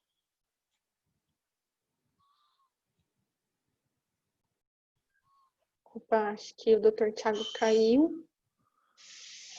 Não sei se está ouvindo a gente. Os demais palestrantes estão me ouvindo? Me ouvindo, Bruna? Sim. Eu acho que o doutor Tiago caiu mesmo. Bom, eu vou aqui só passar para a próxima pergunta, e aí quando ele voltar, ele termina a explanação dele. A próxima pergunta é para o doutor Camilo, também da Fá de Almeida, e ela tem uma visão que eu compartilho. Gostei quando falou que as leis priorizam o tema e não a pessoa, ou seja, defende o trabalho e não o trabalhador, defende o consumo e não o consumidor. Já havia ampliado meu pensamento de exploração a todos nós nesses casos. Muito obrigada. Se puder elencar mais exemplos assim, vou gostar de ouvir. Perfeito. Doutor Camilo, fica à vontade. Eu havia sido um pouco ali breve na exposição, né, em função do tempo, mas de fato essa lógica ela pode ser ampliada aos diversos ramos do direito e ela pode ser exemplificada em diversas situações. Foi como eu falei na questão do EPI, né, equipamento de proteção individual. Evidentemente, de novo, o fato de se ter uma funcionalidade para o capitalismo, para a sua reprodução, não quer dizer que o capitalista em particular, o empresário em particular, vá defender isso. Essas normas acabam vindo por causa da demanda e da luta dos trabalhadores. Ou seja, porque, como eu falei, interessa muito mais ao trabalhador ter um equipamento de proteção individual, né? Só que o caso, por exemplo, do IPI é bastante emblemático, né? Por quê? Porque quando alguém, inclusive, vejam que ele é emblemático, inclusive quando a gente enfrenta algumas discussões da teoria do direito, que às vezes o aluno ele estuda, né? Uma das disciplinas que eu leciono é teoria do direito. Aí vem lá num livro escrito assim. Por acaso tem um livro aqui, ó, do meu orientador, o professor Alisson Mascaro, né? Quem não conhece, leitura obrigatória, né? Livro de introdução ao direito dele. Quando a gente entra em algumas discussões assim, direito do trabalho é um ramo do direito público ou direito privado, né? Aí o professor vem, explica os critérios, o aluno fica com aquela cara do tipo, por que eu estou vendo essa discussão? E o pior, qual que é o fundamento dessa discussão, o exato fundamento dessa discussão? Vejam que, inclusive, o direito do trabalho é muito emblemático porque os livros não têm o menor consenso, né? Você abre um livro, é o ramo do direito público. Você abre outro, é o ramo do direito privado. Aí você abre um terceiro, como o jurista não consegue enquadrar público ou privado, não sabe se é homem ou se é lobo, diz que é um lobisomem, diz que é público e privado, que é social, é terceiro gênero, né? Diante da incapacidade. Mas o que essa questão ela revela no final? Vejam, quando o Estado obriga a empresa a fornecer um EPI, isso está atendendo ao interesse particular do trabalhador? Porque isso é um dos critérios para dizer por que um ramo é direito público ou privado. É se ele atende a interesse social ou individual. Então vejam, ter um equipamento de proteção individual interessa a quem? À primeira vista você diria ao trabalhador, porque ele vai se proteger a partir disso. Mas vamos mais longe. Será que isso não interessa também à coletividade? Por quê? Porque se o sujeito não tiver uma luva para proteger a mão dele, enfiar a mão numa máquina, perder a mão, isso vai ter um custo social. Um custo, seja em termos previdenciários ou social, no sentido não jurídico, no sentido de que a família vai ter que cuidar dele, ele não vai ter a mesma capacidade produtiva que antes, etc. Entenderam? Daí a dificuldade de dizer direito do trabalho é ramo do direito público, é ramo do direito privado, atende a interesse particular, atende a interesse social, né? Coletivo. No final, o melhor seria dizer que o EPI não atende nem propriamente interesse individual, nem o interesse social. Ele atende ao interesse da reprodução das relações sociais do capitalismo, que também atende ao interesse, nesse caso, do trabalhador, porque ele quer se ver protegido, estão entendendo? Então, um trabalhador não perder uma mão é algo que interessa ao dono da fábrica. Interessa a ele, entenderam? Mas, claro, eu já advoguei em vários casos de direito do trabalho, inclusive um que o sujeito teve a mão cortada ao meio, porque o empregador chegou lá, quis acelerar o trabalho do sujeito, e aí, por conta disso, a peça não podia ser manuseada com muita rapidez, ela tinha que esperar esfriar para ser colocada na máquina. Mas com o empregador apressando, ele colocou a peça, dava um jogo, ele foi tentar ajustar, e isso cerrou a mão do trabalhador no meio, né? Então, de novo, como é que eu falei, para a empresa, para um capitalista em particular, o direito do trabalho nunca vai aparecer desse jeito. É como o direito tributário. Pagar tributo. Pergunta, quem quer pagar tributo? O empresário, ele vai dizer não. Mas ele quer ter a polícia, ele quer ter o poder judiciário para fazer o contrato dele ser cumprido, ele quer a polícia para poder garantir que a penhora do bem seja efetivada. Então, de novo, entenderam a lógica? O sujeito considerado individualmente, não vai gostar do direito do trabalho, não vai gostar do direito tributário, etc. Mas ele tem uma funcionalidade para o todo das relações sociais. Então, o equipamento de proteção individual, a quem interessa saúde, não se lesione, etc. Interessa a todo o mercado de trabalho, ok?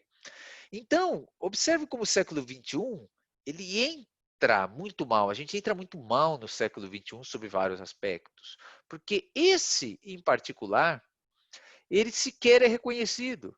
Então, como eu falei, se tornou uma espécie de um mantra entre as pessoas que se dizem liberais, etc. Veja, não vou nem dizer liberal, a pessoa que se diz pró-capital, pró-capitalismo. Eu sou fã do capitalismo, o cara diz isso. Porque geralmente eu falo para os meus alunos, falo, ó, gente, vocês não são capitalistas. Se fossem capitalistas, vocês nem estavam aqui assistindo minha aula. Vocês são fã do capitalismo. Se fosse capitalista mesmo, vocês nem estavam aqui, tá? No máximo, talvez seu pai seja, mas você não é, né? Enfim, inclusive, um parênteses aqui, as pessoas estavam citando números aqui, eu sempre gosto de fazer uma analogia, e palestra é aquela história, né? A gente fala várias coisas, às vezes nem tudo consegue ser gravado pelas pessoas. A doutora muito bem estava destacando aqui os bilhões que algumas pessoas possuem, etc., e as pessoas às vezes não lembram o que é uma escala de bilhão. Porque, inclusive, a mente humana, depois que passa do milhão, ela não consegue visualizar. Isso é um problema, é uma questão neurológica. Mas eu gosto de dar um exemplo. Se uma pessoa trabalhar a um salário mínimo, gente, ela demora 83 anos para juntar R$1 milhão. 83 anos. Se ela não gastar nada, ela vai ter R$1 milhão. Para ter 1 bilhão, ela tem que trabalhar 83 mil anos. Vocês entendem o que é a diferença de 1 milhão para 1 bilhão? Percebe como essa analogia ela é boa? Mas eu até queria um pouco mais hoje, aproveitando o tema da pandemia, para dizer o seguinte, acabou de sair uma notícia hoje. Os bilionários do Brasil estão mais bilionários na pandemia. Eles ficaram ainda mais. Eles são 50 pessoas. Então, quando a pessoa fala assim, vamos criar um imposto de grandes fortunas, etc., o cara da classe média ganha R$3 mil, já fala, tá vendo? Ó, eles querem pegar... Gente, é para essas 50 pessoas que existe essa lei.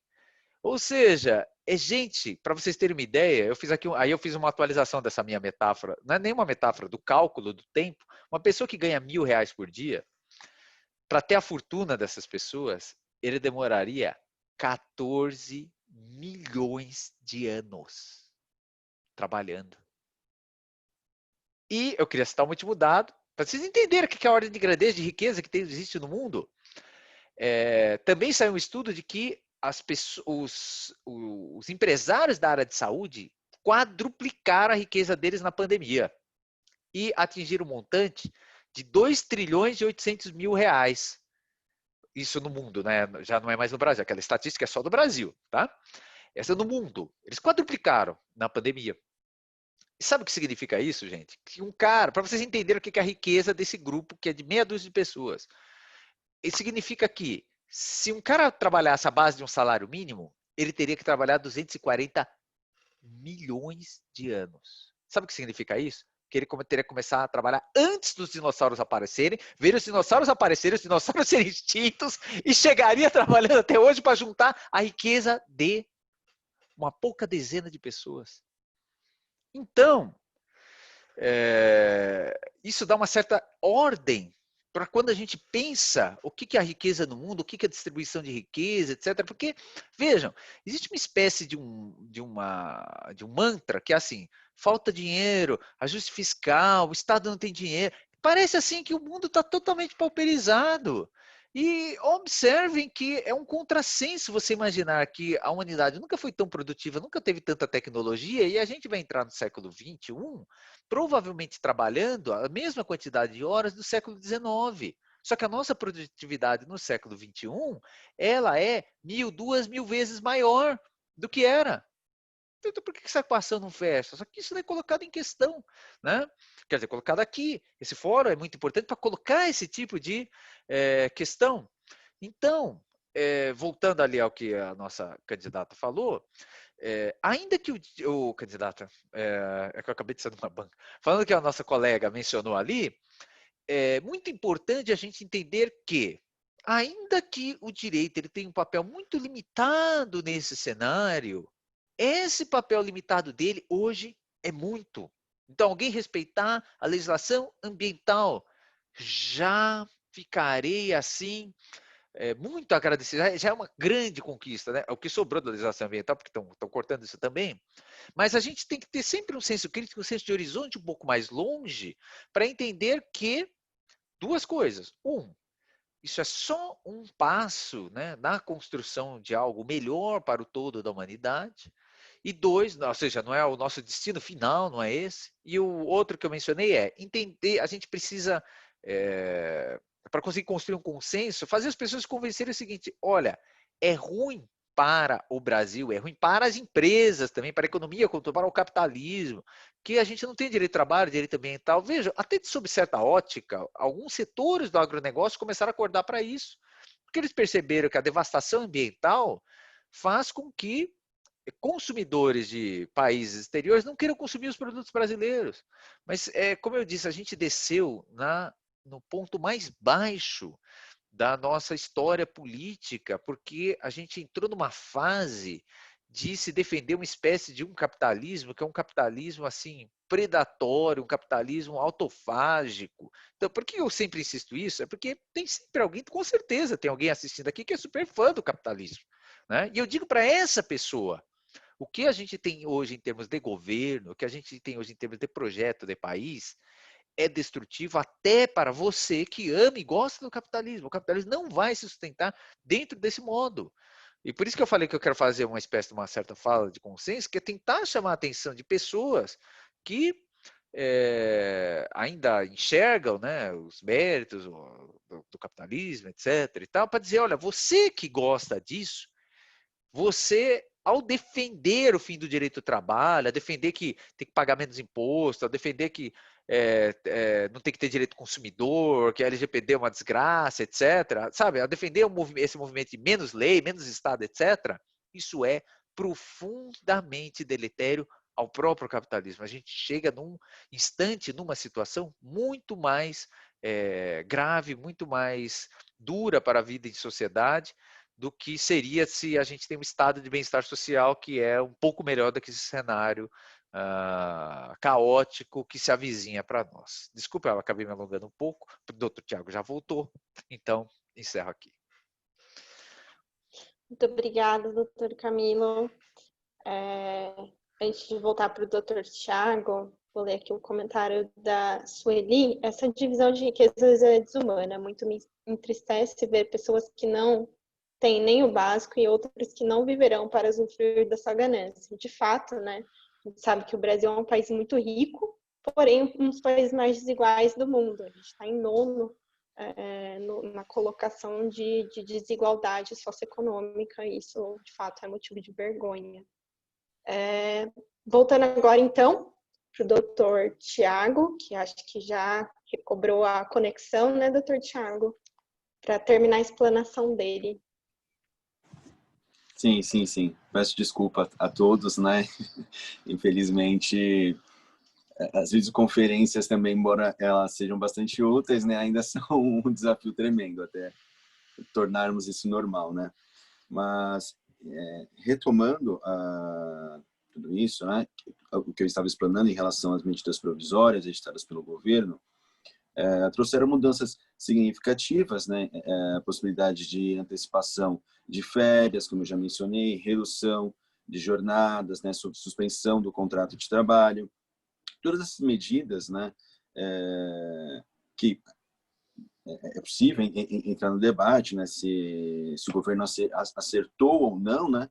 Mas o que eu quero destacar nesse sentido é que uma das grandes discussões que surgiram, que também foi parar, inclusive, no STF, foi justamente, e eu caí justamente neste momento, né, quando eu ia dizer que a MP, ela tirou a participação dos sindicatos nisso, porque ela permite a implementação destas medidas provisórias paliativas, né, para mitigar os efeitos da pandemia, de forma individual, através do acordo entre patrão e empregado, reduzindo a participação do sindicato. O STF ele foi instado a se manifestar disso e ele trouxe um perigoso precedente, né, no sentido de chancelarice permitir, ao menos durante a vigência, né, do estado de calamidade pública, de forma tardia a notificação aos sindicatos. Mas o mais interessante, que vale a pena mencionar aqui, é imaginar esses acordos individuais realizados entre patrão e empregados neste momento de pandemia, né? Muito se criticou e é assertivo até imaginar que esses acordos, na verdade, trataram-se de meras imposições. Embora ninguém aqui negue a situação de imprevisão, de necessidade de adotar medidas excepcionais, naturalmente, você retirar essa função fiscalizatória do sindicato, que naturalmente equilibraria as relações, ela carrega em si um perigoso precedente que possivelmente vai ser explorado num cenário já pós-pandemia, pensando nas relações de trabalho posteriormente. Basicamente, essas as consequências negativas que eu vejo em relação aos trabalhadores formais. Muito obrigada, doutor Thiago. E agora a gente tem aqui no bate-papo uma última pergunta, que na verdade acho que vem já de... deixa eu só encontrar aqui. Vem já dos discursos que foram trazidos, né? Que é da Rafaela Reis. Seria esse custo social a missão do Estado, revelando mais um aspecto da necropolítica como gestão do interesse público? Então, acho que eu deixo essa pergunta para a mesa, quem se sentir confortável para responder, fica à vontade. Posso começar, Bruna? Sim, fica à vontade. Ótimo. Rafaela tocou num conceito fundamental da ciência política, que é a necropolítica, né? Necropolítica, a política da morte, a política do empilhamento de corpos, a política do genocídio. É importante denotar que todos os grandes modos de produção da história da humanidade, né, dominantes, foram violentos, foram expropriadores. A história da humanidade é a história da luta de classes. Nós tivemos 3 grandes modos de produção na história da humanidade. O escravagista, né, na época da Grécia Antiga, enfim, do Império Romano, de pessoas livres e pessoas escravizadas. Tivemos o feudalismo, né, entre os senhores de terra e os vassalos. Temos o capitalismo, que é entre que é a luta de classes, enfim, é entre aqueles que têm a força de trabalho e a vendem, porque não tem mais nada para vender a não ser sua força de trabalho, aqueles que não as detêm, mas detêm os modos de se produzir em todo o seu sentido de produção mais alargado. Então, Rafaela, a necropolítica, para mim, a política da morte é a base de todo modo de produção da história da humanidade. Lembremos que o modo de produção capitalista, a sua acumulação, que a gente chama como uma categoria fundante, que é a acumulação primitiva ou originária, depender da tradução alemã, capitalista, ou seja, onde o capitalismo começou, foi da morte, foi da expropriação, foi do colonialismo, foi do estupro indígena, foi da disciplina forçada do trabalho indígena, da escravização de pessoas negras trazidas de solo em África, onde se estima que quase 48%, a depender de territórios africanos, foram expropriados e trazidos à força nos navios negreiros, cruzaram Atlânticos para fundar essa terra chamada Brasil. Então, a política da morte ela é central para o capitalismo, porque nasce da violência e continua violento. Muitos dizem que os modos de produção, muitos dizem não, né? Muitas teorias liberais predominantes dizem que o capitalismo é como se fosse uma evolução, né, da humanidade, onde se trouxe marcos civilizatórios, onde... Isso é uma outra grande mentira, outro grande factoide. Nós aqui, na periferia do capitalismo, desse capitalismo tardio, no quintal, no chamado quintal onde estamos, pessoas continuam morrendo em massa, continuam sendo trancafiadas em massa, continuam sendo assassinadas em massa. Então, essa violência, essa política da morte, ela é central. A expropriação de corpos, de pessoas, de margens, das margens, é central para a acumulação capitalista que a Rosa Luxemburgo dizia ser irrepetência, né? Ela originou o capitalismo, mas ela continua odierna, né? Ou seja, até os dias de hoje. E como bem colocou, enfim, Camilo, esse capitalismo ele que a gente é predatório. Foram adjetivos muito, muito sensatos que Camilo utilizou. E também outra palavra que eu gosto muito foi autofágico, né? No sentido de autofagia, do se comer, né? Do se comer. E autofagia, para quem não sabe, é um conceito belíssimo que vem do modernismo, da literatura modernista brasileira, que é a literatura crítica, do nacionalismo que é crítico. Então, não tem só esse nacionalismo ufanista, que louva militares, enfim. Tem também o nacionalismo crítico, né? Então, respondendo a outra pergunta que falaram, e o que a gente pode fazer? A cultura crítica é outro grande ferramental de enfrentamento. Né? A literatura, o teatro, a música, todas essas formas de cultura também são formas de contracultura, né? De contracultura dominante, são formas de enfrentamento. Né? A autofagia aí é um conceito belíssimo vindo justamente da literatura modernista, grande Oswald de Andrade. Né? Dei uma aula de gestão pública esses dias citando. Lembrar aqui outras questões muito bem colocadas sobre a concentração de riqueza absurda que existe nos dias de hoje. Camilo colocou em termos, isso, um trabalhador demorando milhões de anos para o que uma pessoa tem hoje. Então, para a gente ter essas dimensões de grandeza. Hoje no mundo, são 8 homens brancos do patronato que têm a mesma riqueza de metade da população global. No Brasil, são 6 que têm a metade da riqueza da população brasileira. Um país, né, de maioria preta, feminina e trabalhadora, são homens brancos do patronato que ditam as regras de cima, empurram sob as nossas goelas. Como pode uma coisa dessa? Né? E da onde vem essa concentração de riqueza? Outra necropolítica, para mim, é a política tributária, né, no Brasil, que já é outro grande assunto que a gente pode ter. A gente tem o sistema tributário brasileiro que é regressivo, onde se tributa muito mais consumo do que renda. E quem é afetado? Mulheres, negras, trabalhadoras, majoritariamente. Se você tributa mais consumo do que renda, né? A gente tem faixas tributárias de renda absurdas. E como o Camilo também bem colocou, alô, classe média, não estamos falando de vocês. Os grandes capitalistas não são vocês, companheiros. Um dia talvez incuta no imaginário que vocês são trabalhadores também, afinal, vendem a força de trabalho. Mas lembremos, os grandes capitalistas são esses 6. São esses 6, são essas famílias que concentram renda geracionalmente desde que esse país era dividido em capitania hereditária e continua dividido dessa mesma forma. Esse Brasil continua quintal, continua espoliado, continua colonizado. Né?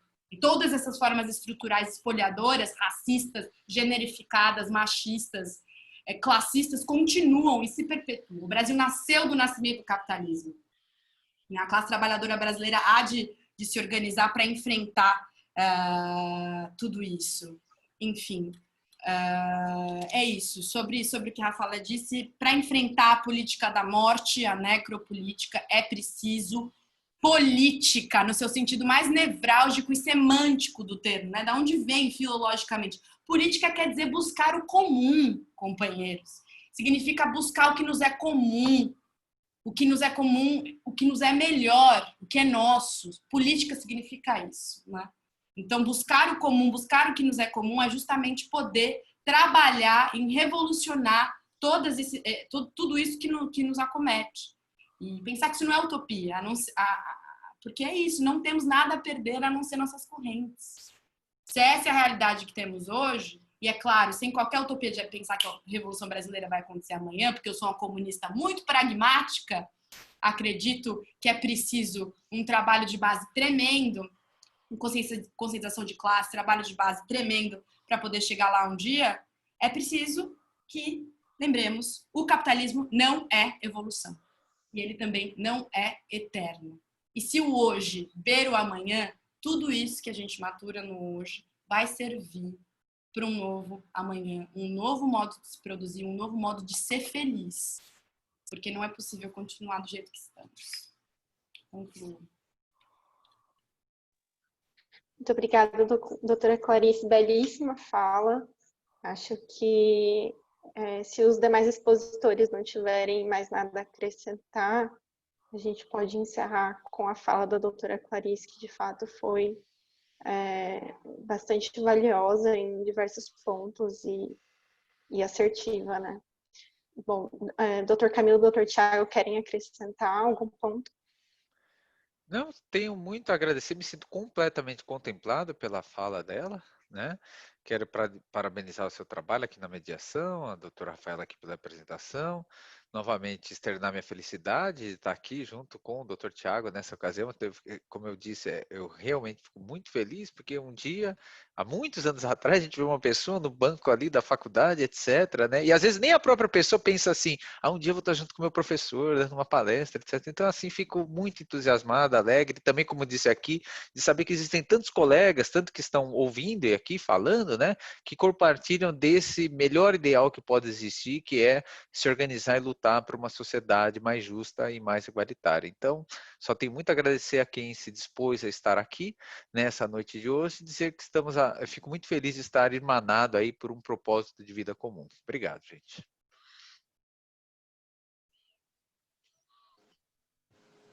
Bom, também agradeço a oportunidade, agradeço também as belíssimas exposições. Eu peço desculpas, né, pelos todos os imprevistos que aconteceram, né? Realmente a tecnologia às vezes desafia.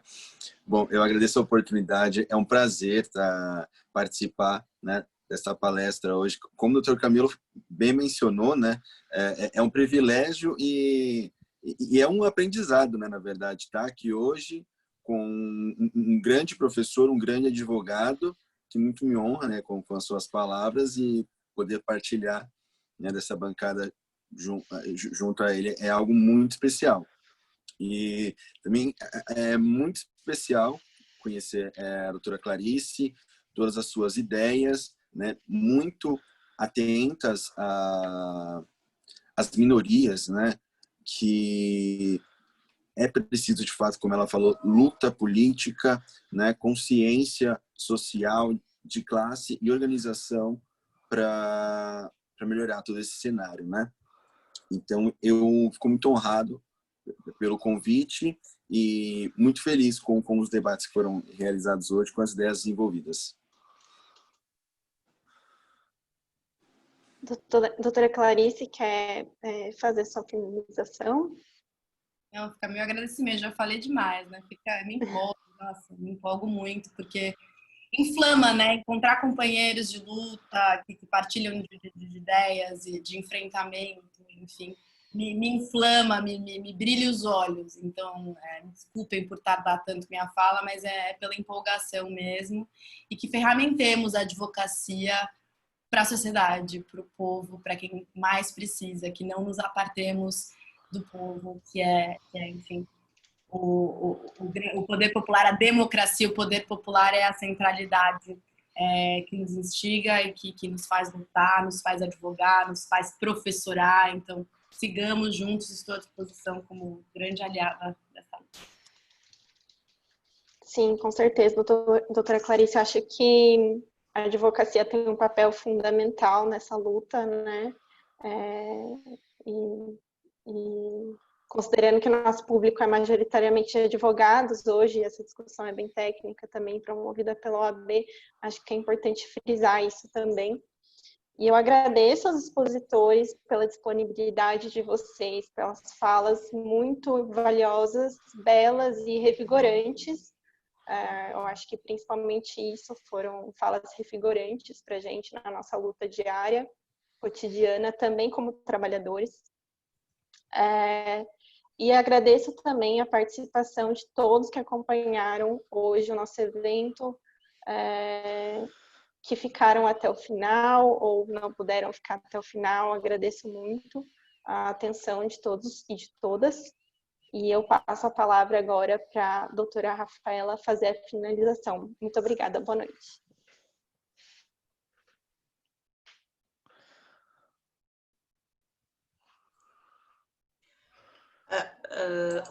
Eu só tenho a agradecer aqui. Foi um evento brilhante. Fiquei assistindo aqui, fiquei fui capturada por cada palavra, cada exposição, cada discurso. É importante saber que temos na advocacia, na academia, pessoas que tenham o senso de entender essa grande coisa, esse colosso, esse leviatã que é o trabalho. O que é essa coisa que deveria ser só 8 horas, mas que toma toda a sua vida, que não permite que você consiga crescer e evoluir sem que você comece a trabalhar desde que os tiranossauros caminhavam na Terra. O que é? É isso, é muito mais que isso. Fico muito feliz de ter aqui acompanhado um debate como este, tão profícuo, tão produtivo, tão rico em conhecimento. Espero que as pessoas que nos acompanharam até agora tenham apreciado como eu apreciei. Para quem quer um repeteco, para quem quer guardar esse evento, a Secretaria de Comissões, a quem só posso agradecer por estar aqui conosco, sempre sediando nossos eventos, sempre propiciando todas as ferramentas para que eles aconteçam. A Secretaria costuma colocar os vídeos dos nossos eventos em até 30 dias no YouTube, no canal da Comissão de Cultura e Eventos da OAB São Paulo.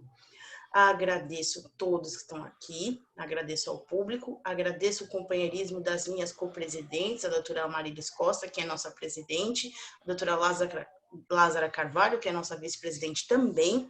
Agradeço a presidência das comissões irmãs, que estão sempre nos apoiando em todos os eventos, a doutora Maria Silvia, na Igualdade Racial, a doutora Cláudia Luna, na Mulher Advogada, a doutora Ana Lívia Ribeiro, na Advocacia Assalariada. Tem mais. Agradeço novamente, porque foi muito bom.